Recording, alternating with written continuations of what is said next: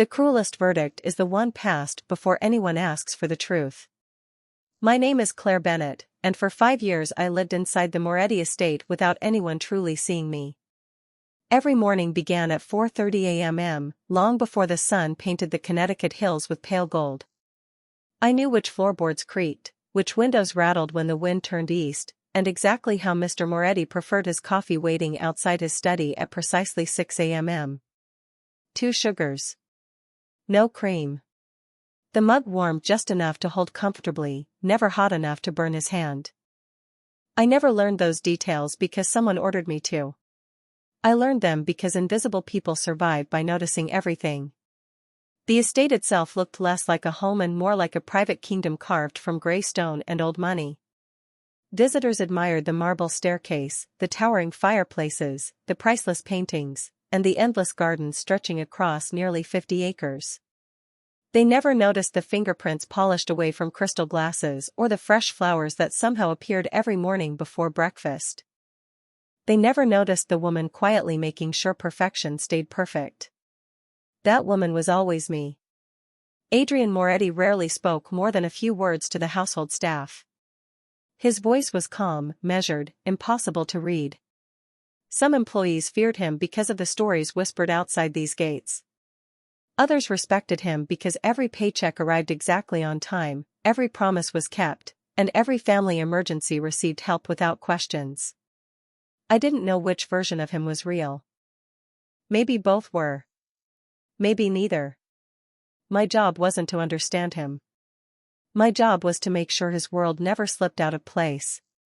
Most mornings I crossed paths with him only once. He would leave his study wearing another perfectly tailored dark suit, reading reports while walking toward the front entrance, barely lifting his eyes. Yet somehow he always noticed if a picture frame had shifted half an inch or if one of the white lilies had started to wilt. He noticed details the way storms notice weak trees. That morning felt different before I even understood why. The air inside the mansion carried an unusual silence. Not peaceful. Heavy. Even the kitchen staff whispered instead of laughing over fresh biscuits and coffee. Mrs. Evelyn Harper, the housekeeper who had trained me on my first day, folded a linen napkin twice before quietly placing it back on the counter. Her hands trembled. I had never seen that happen. Did something happen? I asked softly. She forced a smile that convinced no one. Just keep doing your work, Claire. People only say that when they already know trouble has arrived. I carried the breakfast tray through the east hallway, where sunlight spilled across polished marble in long golden stripes. Everything looked exactly as it always had, but my heartbeat refused to settle. As I reached Mr. Moretti's office, the heavy oak door opened before I could knock. Adrian stepped into the hallway wearing the same composed expression the world expected from him. His blue eyes met mine for barely a second before drifting toward the silver tray in my hands. "Thank you, Claire," he said quietly. It was only 3 words. Yet hearing my name from someone who almost never spoke it left an uneasy feeling I couldn't explain. Then his phone vibrated. He glanced at the screen. The warmth disappeared from his face so quickly it was like watching daylight vanish behind storm clouds. Somewhere deep inside the estate, an alarm began to ring. I froze where I stood as the alarm echoed through the mansion, its sharp chime bouncing off marble walls that had witnessed decades of whispered secrets. It was not the sound itself that unsettled me. It was what followed. Every member of the household stopped moving at exactly the same moment. Trays remained suspended in trembling hands. Conversations died before the last word reached the air. Even the grandfather clock in the main foyer seemed louder than usual as it marked each passing second. Adrian Moretti slipped his phone into his jacket without another glance at me and walked briskly toward the west wing. Within moments, security personnel appeared from hallways I had never noticed before, their polished shoes moving with calm precision rather than panic. They did not run. They never ran. That frightened me more than any raised voice could have. Mrs. Harper quietly touched my arm. "Take the tray back to the kitchen," she whispered. "Do not leave the staff corridor." I nodded immediately. Rules inside the estate existed for a reason, and questioning them had never been part of surviving here. As I turned the corner toward the service hallway, I noticed something unusual resting near the library entrance. A white handkerchief embroidered with the initial C. B. My initials. My first instinct was confusion. I always kept mine folded inside the apron pocket of my uniform. I reached into the pocket. It was empty. My pulse stumbled. I stared at the embroidered cloth lying on the polished floor only a few feet away, but before I could step closer, two security officers appeared between me and the hallway.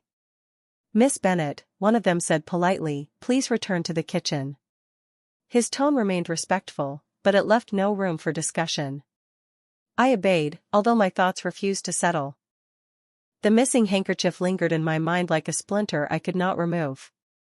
20 minutes later the entire household had gathered in the staff dining room. Nobody touched the fresh coffee sitting untouched on the tables. The younger gardeners exchanged anxious glances. The kitchen assistants whispered prayers under their breath. Mrs. Harper stood silently beside the window, twisting her wedding band over and over. Finally, the estate manager, Thomas Grayson, entered the room carrying a leather folder pressed tightly against his chest. His face looked unusually pale beneath the bright ceiling lights. "Nobody leaves the estate," he announced. "Effective immediately, every employee will remain available for questioning." A ripple of uneasy murmur spread across the room. One of the cooks cautiously raised his hand. "Questioning about what?" Grayson inhaled slowly before answering. "A confidential file disappeared from Mr. Moretti's private archive sometime during the night." The room fell silent again. Confidential files were never discussed among staff. Most of us had never even seen the private archive. Grayson opened the folder and removed several photographs. He placed one carefully on the long dining table without saying a word. Everyone leaned forward. My heart seemed to stop. The photograph showed the entrance to the private archive taken by a security camera just after midnight. The image was grainy, but unmistakable. A woman wearing the exact uniform I wore every day stood outside the door. The angle hid most of her face, but one detail remained perfectly clear. In her hand was a white embroidered handkerchief marked with the initial CB. Every pair of eyes in the room slowly turned toward me, and for the first time since I had entered the Moretti estate 5 years earlier, I no longer felt invisible. Nobody spoke for what felt like an entire minute. I could hear the old refrigerator humming in the corner of the staff dining room and the faint tapping of rain beginning against the kitchen windows. Every sound suddenly seemed impossibly loud because every pair of eyes remained fixed on me. I looked down at the photograph again, searching for some tiny detail that would prove everyone wrong. The woman wore my uniform. She carried a handkerchief with my initials. But the image was too blurry to reveal her face. "That is not me," I whispered before I even realized I was speaking. Thomas Grayson did not argue. He simply closed the leather folder with careful hands. "Mr. Moretti will determine that." Those words settled over the room like cold winter air. I had worked at the estate long enough to understand what they meant. Adrian Moretti did not rush to conclusions, but once he reached one, nobody questioned it. 2 members of the security team approached me with quiet professionalism. Neither placed a hand on my arm. Neither raised his voice. "Miss Bennett," one of them said. "Please come with us." I nodded because refusing would only make everything worse. My legs felt strangely light as I followed them through hallways I had walked thousands of times. Familiar paintings hung beneath warm lights.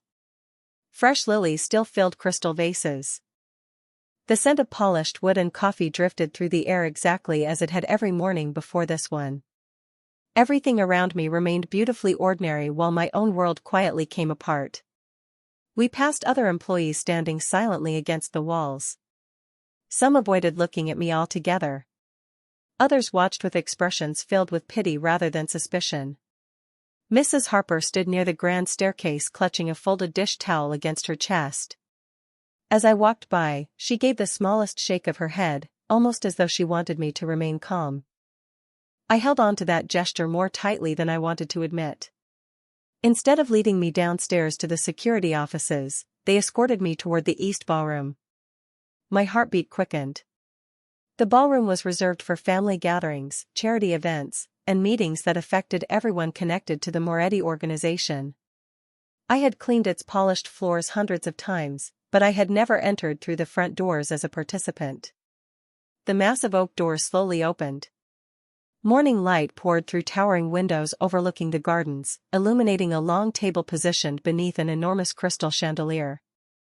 Senior advisors, department managers, attorneys, and trusted associates already occupied their seats. Their conversation stopped the moment I entered. Adrian Moretti stood near the fireplace with one hand resting lightly on the carved mantel. His expression revealed nothing. He looked exactly as he had every other morning. Perfectly composed. Perfectly controlled. That frightened me more than anger ever could. He studied me quietly before speaking. Claire. Hearing my first name inside that enormous room made my chest tighten.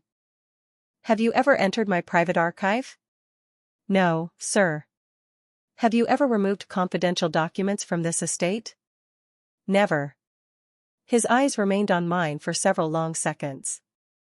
I could not tell whether he believed me or simply measured every word I chose. Finally he nodded once toward the empty chair positioned alone in the center of the room. Please sit. I obeyed without hesitation. As I lowered myself into the chair, the heavy ballroom doors closed behind me with a deep echo that rolled through the silent hall. In that moment I realized this was no ordinary meeting. Someone had already decided that the truth would be tested before the day was over. I sat alone beneath the crystal chandelier while more people quietly entered the ballroom, filling every chair except the one beside mine. Nobody whispered. Nobody exchanged nervous glances anymore. It was as if the room had already accepted a conclusion before hearing a single explanation. Adrian Moretti remained standing near the fireplace, one hand loosely folded behind his back, his posture calm enough to make everyone else seem restless by comparison.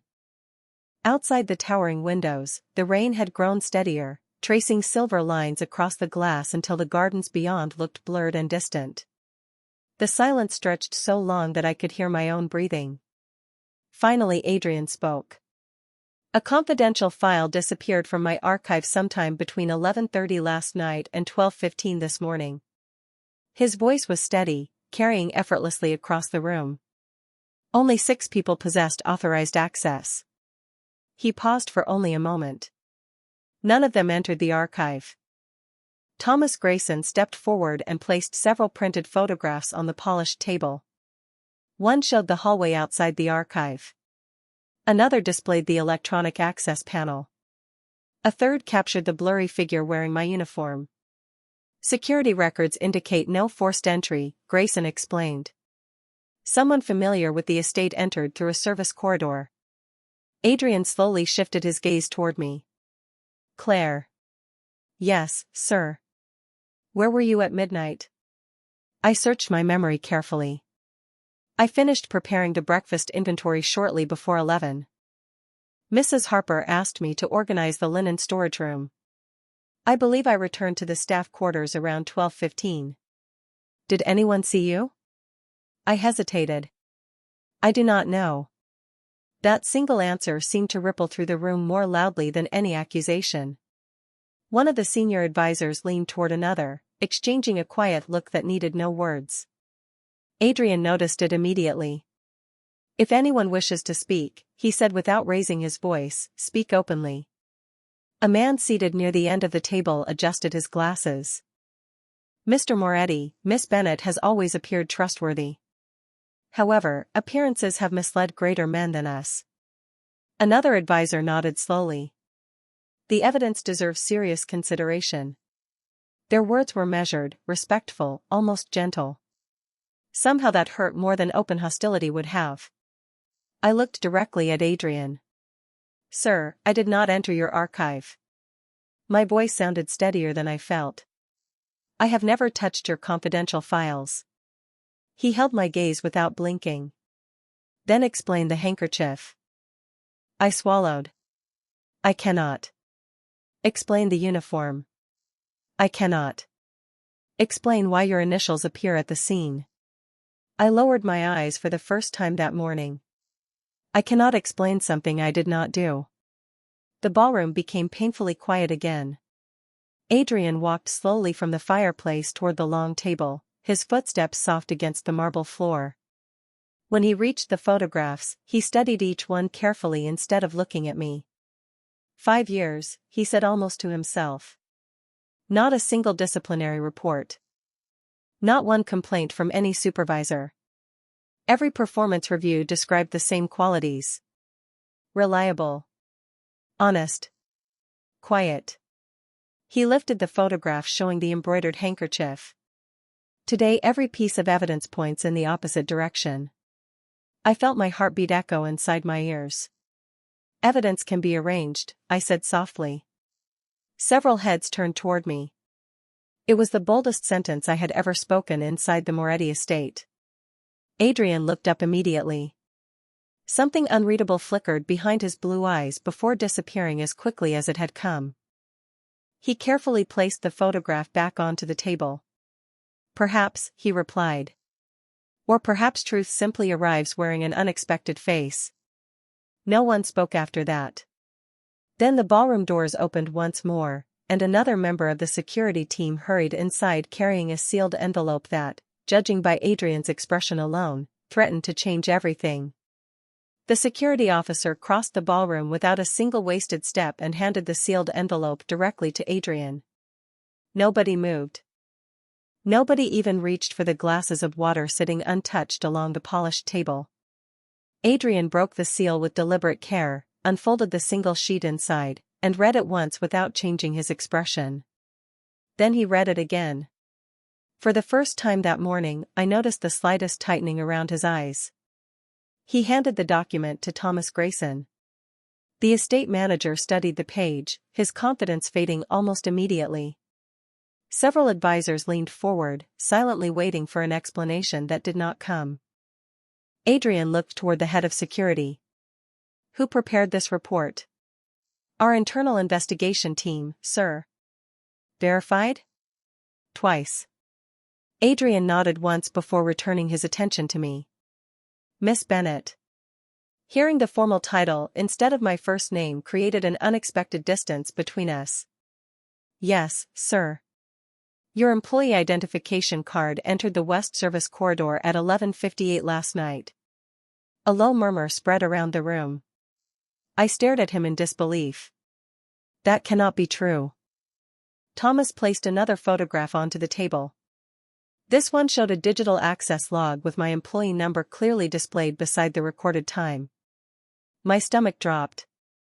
I had never even seen that hallway after dark. Someone must have used my card, I said quickly. I keep it in my apron during every shift. One of the senior advisors folded his hands together. Convenient. Another quietly added, or careless. Their words were calm, but each one landed with unexpected weight. I wanted to defend myself, to explain every hour of the previous evening, but the more I searched my memory, the more uncertain every small detail became. I remembered organizing fresh linens. I remembered replacing flowers in the east hallway. I remembered speaking with Mrs. Harper before she left for the night. After that, the hours blurred together into ordinary routines that suddenly felt impossible to prove. Adrian remained silent longer than anyone else. His eyes never left my face, almost as if he were searching for something beyond fear. Finally Mrs. Harper rose from her chair near the back of the room. Mr. Moretti. Her voice was respectful but unusually firm. Claire has served this household faithfully for 5 years. I trained her myself. She has returned lost jewelry, cash left in guest rooms, even confidential correspondence without being asked. If anyone deserves the benefit of patience, it is her. Several heads turned toward the elderly housekeeper. Thomas Grayson immediately responded. Loyal service deserves recognition, Mrs. Harper, but it does not erase evidence. Evidence is not the same as truth, she answered quietly. The room fell silent once more. Adrian slowly walked toward the tall windows overlooking the rain-soaked gardens. His reflection blended with the gray afternoon beyond the glass. Without turning around, he spoke in the same controlled voice that never revealed more than necessary. No decision will be made today. Relief washed through me for only a heartbeat before he continued. Until every fact is verified, Claire Bennett will remain within the estate under restricted supervision. My chest tightened again. I was not declared guilty. I was not declared innocent either. I had simply become someone no longer trusted to walk freely through the home I had cared for every day for 5 years. As security quietly approached to escort me away, I caught one last glimpse of Adrian's reflection in the window. Everyone else had been looking at the evidence. He was looking at the rain, as though waiting for something that had not yet revealed itself. The guest room assigned to me overlooked the eastern gardens, but the view no longer brought comfort. The door was not locked, yet 2 security officers remained stationed in the hallway outside, politely reminding me that freedom and permission were not always the same thing. Mrs. Harper visited shortly after sunset carrying a tray with hot soup, fresh bread, and chamomile tea. She smiled the way mothers do when they know words cannot fix anything. "You should eat," she said softly. I forced myself to take a few bites, more for her peace of mind than my own. "Do you believe me?" I finally asked. She looked almost offended by the question. "Claire, belief has never been the problem." She reached across the small table and gently folded my trembling hands between hers. "The problem is that someone understands this house almost as well as you do." Those words lingered long after she quietly left the room. Sleep refused to come. Every time I closed my eyes, I saw the photograph of the blurry woman outside the archive and the digital record carrying my employee number. Someone had not simply accused me. Someone had carefully built a story around me. Downstairs, however, another night had already begun. Adrian Moretti remained alone inside his private study, surrounded by reports that covered nearly every inch of the mahogany desk. Thomas Grayson stood across from him while the head of security replayed surveillance footage on a large monitor. The same hallway appeared over and over from different camera angles. The same shadow crossed the screen. The same blurred uniform. "Pause it," Adrian said quietly. The image froze. Everyone in the room stared at the woman holding the embroidered handkerchief. Thomas pointed toward the screen. "The height matches Miss Bennett almost exactly." Adrian did not answer. Instead, he walked closer to the monitor until he stood only inches away. "Zoom in." The technician enlarged the image until the picture became grainy. Adrian remained silent for several seconds before asking a question that surprised everyone. "What shoes is she wearing?" Thomas frowned. "Black service shoes." "The standard uniform." Adrian slowly shook his head. "No." The room fell silent. He pointed toward the lower corner of the screen. "Claire always polishes her shoes before every shift. Mrs. Harper insists on it. These have visible mud around the heels." Nobody spoke. Adrian continued studying the frozen image. "Yesterday it rained after midnight. The service entrance is covered. There is no mud between the entrance and the archive." Thomas looked back at the screen, his confidence fading. Adrian folded his arms. "If she entered from inside the house, those shoes should have been clean." The technician quickly searched through footage recorded earlier that evening. Every employee passed through the kitchen corridor wearing polished shoes. Claire appeared briefly carrying folded linens. Her shoes reflected the overhead lights exactly as Adrian remembered. Thomas exhaled slowly. It could have happened afterward. Adrian turned toward him. "Then explain why the mud disappears before she returns to the staff quarters." Nobody had an answer. The room became uncomfortably quiet. Adrian looked once more at the frozen image before shifting his attention to another document lying on the desk. It listed every employee identification card scanned during the previous 24 hours. One detail immediately caught his attention. Claire's card had registered only once. Every other staff member's card showed multiple routine scans throughout the day. He tapped the report lightly with one finger. "Cards cannot be in two places at once," he murmured. "But they can be copied." Thomas slowly raised his eyes. For the first time since the investigation began, the evidence no longer seemed to point toward Claire.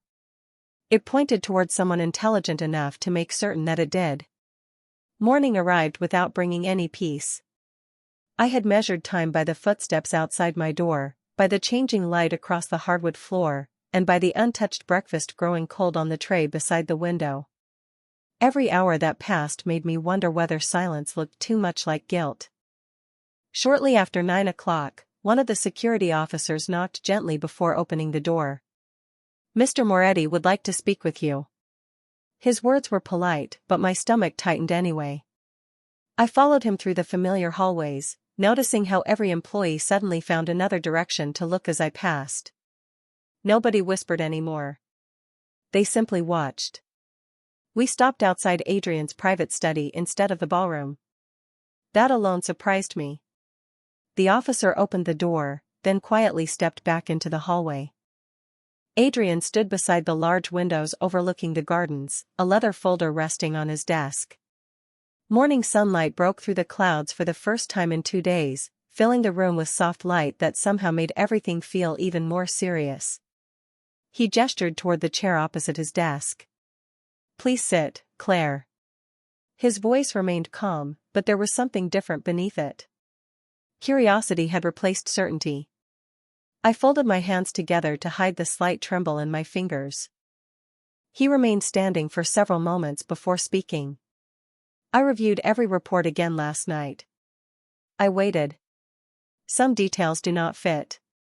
Relief tried to rise inside me, but I forced it back down. Hope could be dangerous if it arrived too early. Adrian slowly opened the folder. "Someone used your employee identification card." "I never gave it to anyone." "I believe that is possible." Hearing those words nearly stole my breath. It was the first time since this nightmare had begun that he had acknowledged another explanation. He placed several photographs across the desk, including one I had never seen before. It showed a supply closet near the laundry room. My apron hung inside exactly where I had left it after finishing work the previous evening. "Do you notice anything unusual?" he asked. I leaned closer. At first, nothing seemed different. Then I saw it. The apron pocket where I always kept my identification card had been turned slightly inside out. "Someone searched it," I whispered. Adrian nodded once. That was my conclusion as well. Silence settled between us again. My thoughts raced backward through the previous evening until one memory finally surfaced. There was someone in the laundry hallway. Adrian looked up immediately. "Who?" I hesitated. I never saw a face. I only heard footsteps after I left the storage room. I assumed another employee was finishing a shift. "Why did you not mention this yesterday?" I lowered my eyes. "Because it seemed unimportant. Hundreds of people work here. I did not want to accuse an innocent person based on nothing more than footsteps." Adrian studied me carefully, saying nothing for several long seconds. Finally he closed the folder. "You continue protecting people even when they may not deserve it." His words carried no judgment. Only observation. I answered honestly. "I know what it feels like when people decide someone is guilty before they know the truth." The room became very quiet. Adrian turned toward the window again, his reflection barely visible in the glass. "There is one more thing," he said softly. "Whoever planned this New Year routines with remarkable precision." I felt a chill despite the warm sunlight. He was right. The missing handkerchief. My identification card. My schedule. None of those details were visible to strangers. Whoever had built this trap had not been watching the estate from outside its gates. They had been living inside it all along. When I left Adrian's study, the hallway felt different. Nothing had changed, yet everything had. The suspicious glances from the staff had not disappeared, but they no longer carried the same certainty. Rumors traveled quickly inside a large house, and somehow people had already sensed that the investigation was no longer as simple as it first appeared.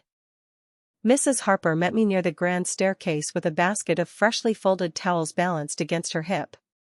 She smiled faintly, the kind of smile that belonged to someone who had been waiting a long time for hope to return. "You look less frightened," she observed. I managed the smallest smile in return. "I think Mr. Moretti has started asking the right questions." She nodded without speaking, but before we could continue, Thomas Grayson appeared at the opposite end of the hallway. His expression remained professional as always. "Claire, Mr. Moretti has lifted your room restriction. You are permitted to return to your normal duties inside the main house." Several employees stopped working just long enough to hear those words. Nobody said anything, but I noticed surprise spreading across more than one face. My freedom had been partially restored, yet the investigation remained far from over. I spent the afternoon doing what I had always done. Dusting bookshelves. Arranging fresh flowers. Polishing the silver tea service in the west sitting room. Familiar routine steadied my thoughts, but every hallway now carried new meaning. Adrian had been right. Whoever had planned this knew my schedule intimately. That realization forced me to notice details I had ignored for years. The gardener who suddenly looked away whenever I approached. The kitchen assistant who seemed unusually interested in conversations she normally ignored. The accountant crossing the upstairs balcony at an hour when administrative offices should have been empty. None of those things proved anything, yet for the first time I understood how easily ordinary moments could hide extraordinary intentions. Late that afternoon I entered the music room to replace the flowers beside the grand piano. Sunlight streamed through the tall windows, catching thousands of tiny dust particles drifting through the quiet air. As I reached beneath the vase for the lace tablecloth, my fingers brushed against something hard taped underneath the polished wood. My heart immediately began racing. Carefully, I peeled away a small black object no larger than my thumb. It looked like an electronic storage device. I stared at it without breathing. Why would something like this be hidden beneath a table that housekeeping cleaned every day? Before I could decide what to do, footsteps echoed in the hallway outside. Instinctively, I slipped the device into my apron pocket just as the door opened. Adrian stood in the doorway, his blue eyes moving from the flowers to my face. "I was looking for you," he said. I hesitated for only a second before removing the object from my pocket and placing it in my open palm. "I think someone wanted this to stay hidden." His expression sharpened immediately. He crossed the room, took the small device carefully, and examined it beneath the afternoon light. "Where did you find it?" "Under the piano table." Adrian remained silent for several long seconds before quietly saying, "Nobody has cleaned beneath this table except you and Mrs. Harper for the past 6 months." A chill ran through me. Whoever had hidden it had known exactly who would eventually discover it. Adrian looked directly into my eyes, his voice lower than before. "Claire, I do not believe you found this by accident.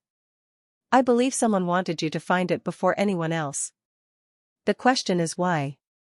Adrian carried the small storage device to his private study without saying another word, and I followed a few steps behind, unable to silence the questions racing through my mind. The room that had once felt intimidating now felt strangely different. It had become the place where assumptions slowly gave way to facts. Thomas Grayson arrived only minutes later along with the head of security and the estate technology specialist. Nobody spoke while the device was connected to a secure computer. The monitor remained black for several long seconds before a list of encrypted files appeared on the screen. Thomas leaned forward. "These were copied from the private archive." My breath caught. Adrian remained perfectly still. "Open the access history." The technician navigated through several folders before stopping abruptly. "Sir, this device recorded every transfer." Adrian stepped closer. "Read it." The technician swallowed. "The confidential files were copied at 12:04 in the morning." That matched the investigation timeline exactly. Then another line appeared beneath it. The technician frowned. There is also a user identification attached to the transfer. Thomas immediately looked toward me before stopping himself. Adrian noticed the reaction but said nothing. Display the identification, he ordered. A long series of numbers appeared across the screen, followed by a registered employee profile.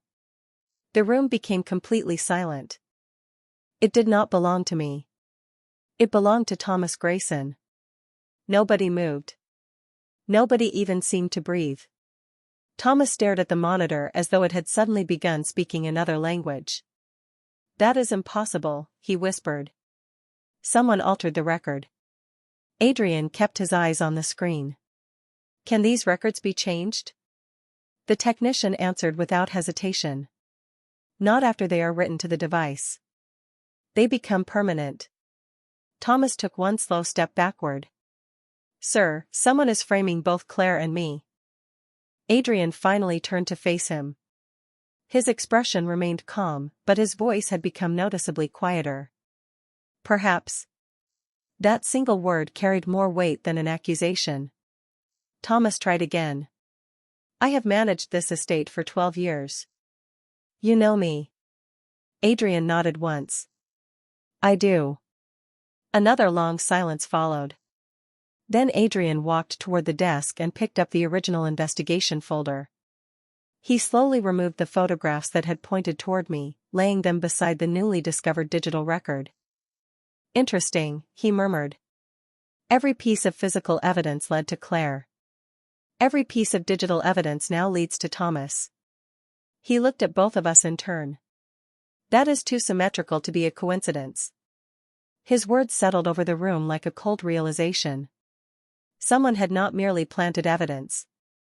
Someone had carefully balanced suspicion between two innocent people, ensuring that whichever direction the investigation turned, another convenient target would always appear.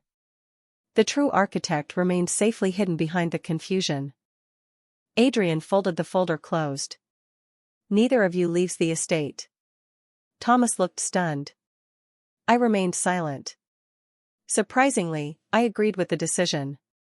Whoever had planned this had already anticipated several moves ahead. Outside the study windows, the afternoon sky darkened once more as another summer storm rolled across the hills. Thunder rumbled softly in the distance. Adrian stood watching the rain for several moments before speaking almost to himself. The person responsible has one advantage. Thomas quietly asked, What is that? Adrian did not take his eyes off the window. They know exactly how every one of us thinks. As those words settled into the silence, I suddenly remembered something so ordinary that I had ignored it for years. There was only one person inside the estate who handled every employee schedule, every security update, every maintenance request, every room assignment, and every daily routine without ever attracting attention.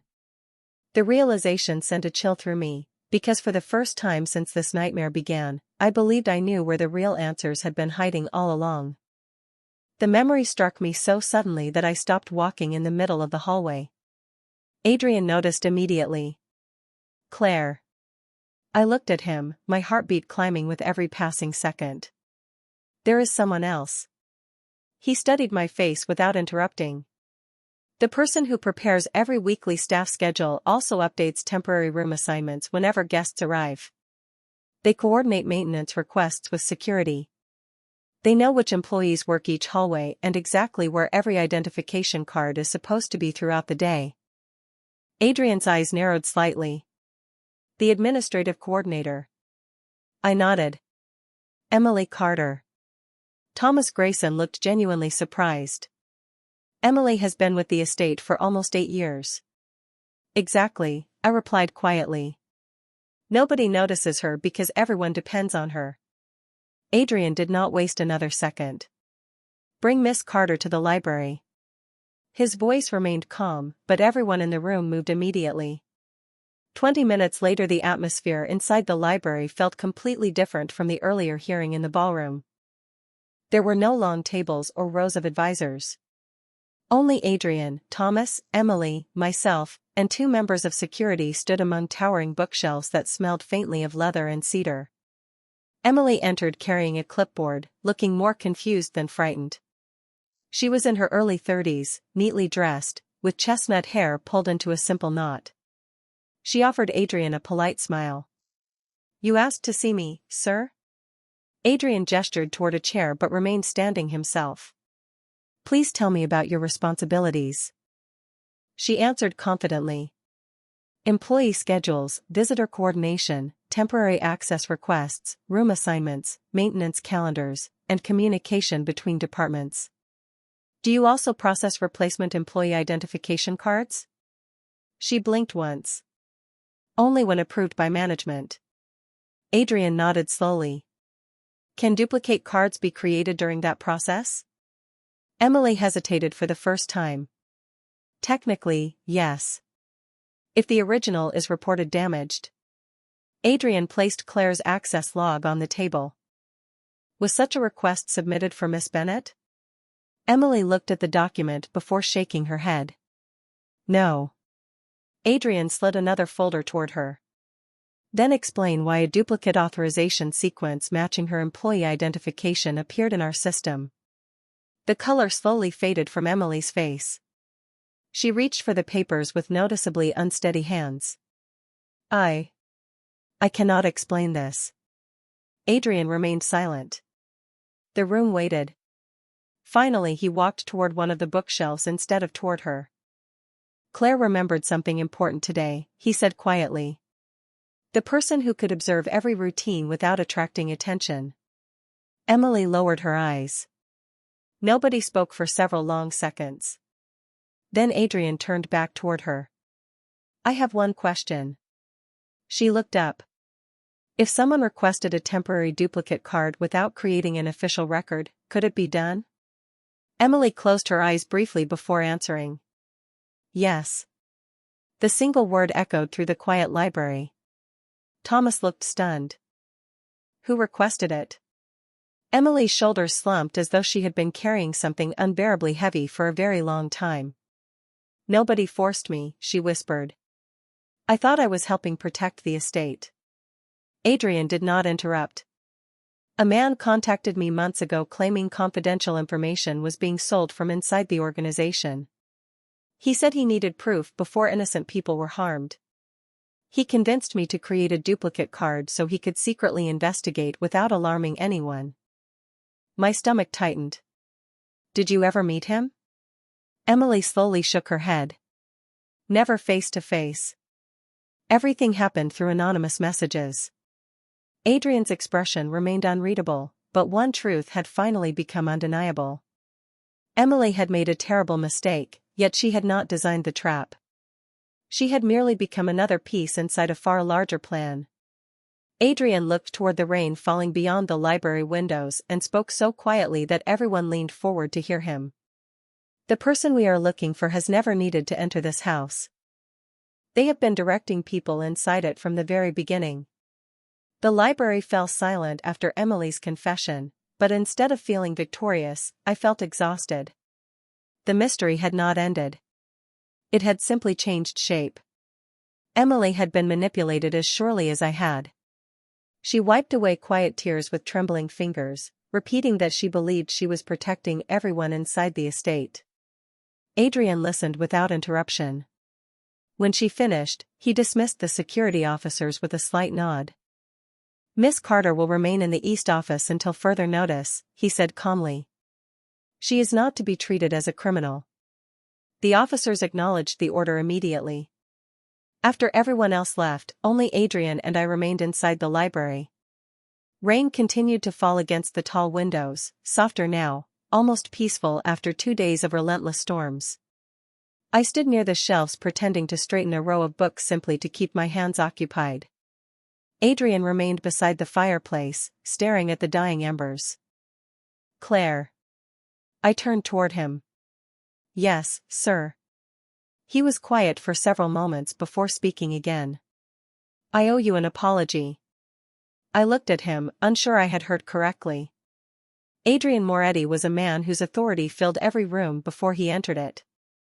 I could not imagine him apologizing to anyone. Yet there he stood, looking directly at me with the same calm expression he always wore, except now there was something heavier behind his eyes. I allowed evidence to outweigh judgment, he continued. You deserved better. I searched for the right words but found none. Part of me wanted to tell him everything was forgiven. Another part remembered sitting alone beneath the chandelier while an entire room silently questioned my honesty. You did what any responsible leader would have done, I answered carefully. He shook his head once. A responsible leader should also recognize the character of the people who have stood beside him for years. The honesty in his voice caught me completely off guard. I lowered my eyes. Trust is difficult to rebuild once it breaks. Adrian accepted those words without argument. I know. Silence settled comfortably between us this time. It no longer felt like suspicion. It felt like two people trying to understand the cost of misplaced certainty. Finally, I reached into my apron pocket and removed the neatly folded resignation letter I had written the night before while believing my future inside the estate was already over. I placed it gently on the table between us. Adrian looked at the envelope but did not touch it. What is this? My resignation. Saying the words aloud hurt more than I expected. When all of this is over, I think it is time for me to leave. He remained completely still. Because of what happened? I nodded slowly. Every hallway reminds me of those photographs. Every room reminds me of being doubted. I do not think I can walk through this house without remembering. Adrian looked at the envelope for a long time before finally picking it up. Instead of opening it, he placed it back on the table exactly where it had been. I will not accept it. I blinked in surprise. Sir. Not because I wish to control your decision. His voice stayed calm and steady. Because I believe you should make that decision after your name is completely restored, not while carrying the weight of someone else's deception. His words lingered in the quiet room long after he finished speaking.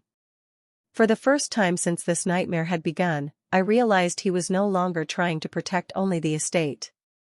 He was trying to protect the person he had almost lost faith in. Before either of us could say another word, Thomas Grayson hurried into the library carrying a printed report, his face unusually pale. Mr. Moretti, he said, struggling to catch his breath, we traced the anonymous messages. The sender made one mistake. We finally know where the first message originated. Thomas placed the printed report on Adrian's desk, and neither of us spoke while he turned the pages.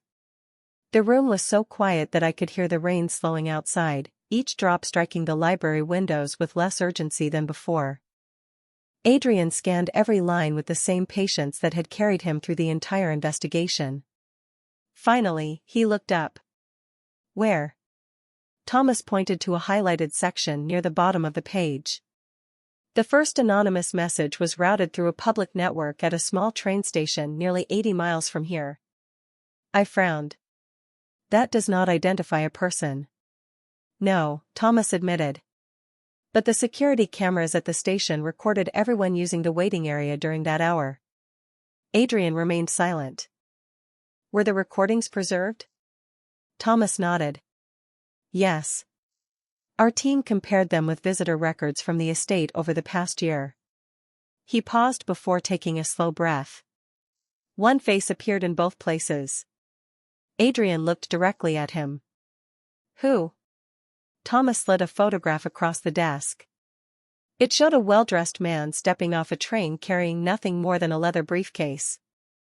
I had never seen him before. Adrian had. His expression did not change, but I noticed the slightest tightening of his jaw. Daniel Mercer, he said quietly. Thomas nodded. A private corporate consultant. Adrian corrected him without taking his eyes off the photograph. A consultant who unsuccessfully attempted to purchase confidential business information from this estate almost a year ago. Suddenly everything began falling into place. When he failed, I whispered, he created confusion instead. Adrian nodded once. If everyone inside the estate doubted one another, trust would collapse before security ever did. Thomas opened another folder containing copies of financial records, visitor logs, and communication reports. Every document pointed toward the same conclusion. Daniel Mercer had never needed to enter the estate illegally because he had convinced others to unknowingly open doors for him. Emily created the duplicate card believing she was helping an internal investigation. Anonymous messages encouraged suspicion. Carefully planted evidence turned employees against one another. Every step depended on ordinary people making reasonable decisions based on false information. Adrian slowly closed the folders. Notify our attorneys and the proper authorities, he instructed. Provide every document without delay. Thomas nodded and quietly left the library. The room became peaceful again. I looked toward Adrian, unsure what to say after days that had seemed endless. It is over, I whispered. He remained thoughtful for several moments before answering. The investigation is over. He looked directly at me. Repairing trust takes longer. I understood exactly what he meant. We walked together through the main hallway where employees had begun gathering after hearing fragments of the news. Conversation stopped as Adrian stepped forward. Without raising his voice, he addressed everyone present. Claire Bennett has been completely cleared of every accusation. The evidence against her was fabricated as part of a deliberate deception directed from outside this estate. Relief spread across the room almost instantly. Mrs. Harper covered her mouth with both hands before quietly wiping away tears. Several employees lowered their heads in visible embarrassment. Others offered sincere apologies as I passed. I accepted every kind word with gratitude, but I also realized something important. None of them had truly wanted to believe I was guilty. They had simply believed what appeared impossible to question. Adrian waited until the hallway grew quiet once more before speaking again. This house will remember an important lesson, he said. Facts deserve investigation. People deserve fairness. As everyone slowly returned to their duties, I stood beside the grand staircase where this nightmare had first begun. The marble floors looked exactly the same. The flowers still filled the crystal vases. Morning sunlight finally poured through the tall windows without a single storm cloud remaining outside. For the first time in days, the house no longer felt like a courtroom. It felt like home again. The morning after the investigation ended, I woke before the first rays of sunlight reached the eastern gardens, just as I had every day for the past 5 years. Some habits become part of who you are, even after everything around them changes. I tied on my apron, pinned my name badge into place, and walked through the quiet hallways with a fresh basket of white lilies resting against my arm. The estate looked exactly as it always had. The marble floors reflected the early light. The grandfather clock greeted another day with its familiar chime. The scent of fresh coffee drifted from the kitchen. Yet something invisible had changed. The silence no longer felt heavy. It felt peaceful. Employees smiled as I passed instead of lowering their eyes. Some quietly apologized once more, while others simply welcomed me back with the warmth that had been missing during those difficult days. I accepted every gesture with gratitude because I understood something I had not understood before. Fear makes ordinary people question one another. Courage gives them the chance to trust again. As I arranged fresh flowers inside the entrance hall, I heard measured footsteps approaching across the marble floor. I turned to find Adrian Moretti standing a few feet away, dressed as impeccably as always, a folder tucked beneath one arm. He looked at the flowers before looking at me. "The lilies are back," he said quietly. I smiled. "They make the house feel alive." He nodded as though considering the answer more deeply than anyone else would have. Then he extended the folder toward me. "This belongs to you." I opened it carefully. Inside was my resignation letter, the same one I had placed on his desk believing my time at the estate had come to an end. Across the top corner, written neatly in dark blue ink, were only 3 words. Request declined. I looked up in surprise. Adrian's expression remained calm, but there was unmistakable sincerity in his eyes. "Not because you work for me," he said. "Because this house is better with you in it." For a moment I could not find the right words. I simply folded the letter in half and placed it back inside the folder. Then I suppose I still have flowers to arrange. The faintest smile crossed his face before disappearing almost as quickly as it had appeared. Yes, he replied. And I still have much to learn. Weeks passed, and life slowly returned to its familiar rhythm. Emily remained with the estate after accepting responsibility for her mistakes, helping strengthen security procedures so no one else could ever manipulate trust so easily again. Thomas Grayson often sought a second opinion before making important decisions, a habit he admitted had been inspired by everything we had endured together. Mrs. Harper continued reminding everyone that kindness was never a weakness. As for Adrian, he changed in quieter ways. He listened longer before reaching conclusions. He remembered names more often. Sometimes, when passing through the entrance hall, he paused for a brief conversation instead of walking straight to his next meeting. Those moments never appeared in newspapers or business reports, but they mattered more than anyone outside those walls would ever understand. Looking back now, I realize the greatest lesson was never about missing files or false accusations. It was about the fragile space between evidence and judgment, where character is either forgotten or remembered. Anyone can build power through authority. Anyone can command obedience through fear. But trust is different. Trust cannot be demanded, purchased, or inherited. It must be earned one choice at a time, especially when believing in someone becomes the hardest decision to make. And perhaps that is the only verdict that truly lasts.